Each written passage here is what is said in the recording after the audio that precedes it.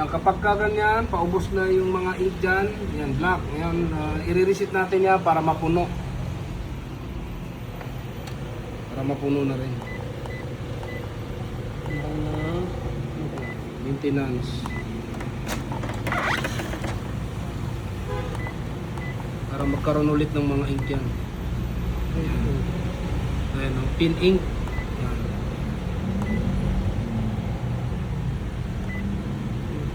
Wala, yan. Check nyo lahat para magkaroon.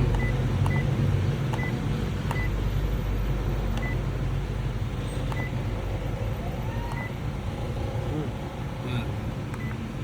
Yan. Tingnan natin dito. Ito siya dati, tapos ito na siya ngayon kasi na-refilan na.